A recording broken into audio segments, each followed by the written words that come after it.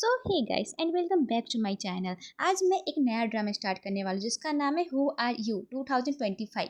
इस ड्रामा में है हमारी यूनबी, जहाँ पे उसको दिखाया जाता है, जहाँ पे बहुत सारे स्टूडेंट उसे बुली कर रहे होते हैं और उसे बहुत ज़्यादा ही तंग करते हैं और क्लास में भी बैठने नहीं देते और सभी बच्चे उससे दूर भागते रहते हैं। और जब वो टीचर को शिकायत करती है कि मुझे कुछ लोग बुली कर रहा है, तो टीचर बोलते कि यहाँ पे कॉम्प्रोमाइज़ कर लो, ऐसा कुछ नहीं हो सकता यहाँ पे। लेकिन कोई भी बात नहीं मान रहा होता है और बेचारी हमारी यून भी ऐसे ही तंग होती रहती है। फिर हमें यूनबी को दिखाया जाता है जो कि एक अनाथ आश्रम में रह रही होती है और वहाँ पे सभी बच्चों का देखभाल भी करती है और उसके सारे बात मानती है। और वो एक लड़की को देखती है जो उसी की तरफ बुली हो रही होती है, तो उस लड़की से पूछती कि ये किसने किया। तो वो उसको उसी लड़के के पास ले जाती है और वहाँ पे यूनबी जब तक रहती है, जब तक वो लड़का लड़का और लड़के की माँ उससे माफ़ी नहीं मांग लेते हैं और उसके लिए बहुत अच्छे से स्टैंड लेती है।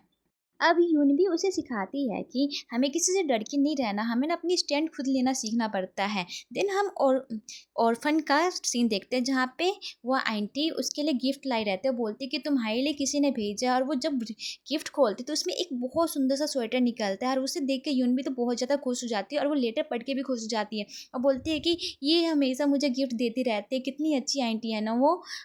नेक्स्ट सीन में हम देखते हैं यून बियोल को जो कि अपनी मॉम के साथ बातें कर रही होती है और उसकी मॉम बोलती है कि तुम अपना वहाँ पे ध्यान रखना और किसी से ज़्यादा बात मत करना। और देन हम उसके बैकपैक में देखते हैं वही सेम टू सेम स्वेटर जो कि यून बी की मतलब यून बी के पास आया था। और हमें यहाँ पे थोड़ा तो हिंट मिल सकता है कि यून बियोल और यून बी दोनों ही बहनें हो सकती हैं।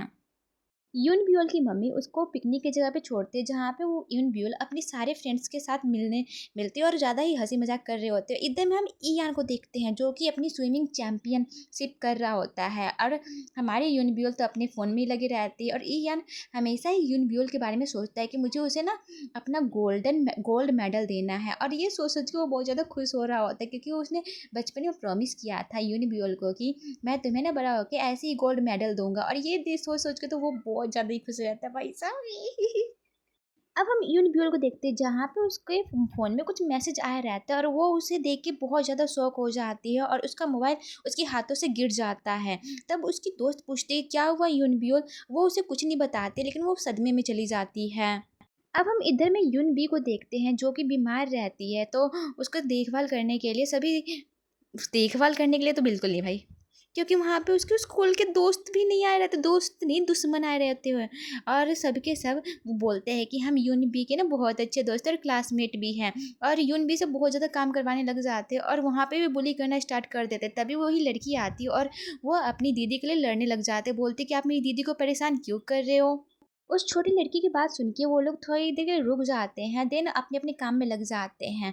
और वहीं पे वो लड़की बोलती है कि मेरे पापा ने यहाँ पे बहुत ज़्यादा डोनेशन दिया है, तो आप लोगों को मेरी बात माननी पड़ेगी। और वो यून बी के साथ बहुत ज़्यादा ही गलत व्यवहार कर रहे होते हैं।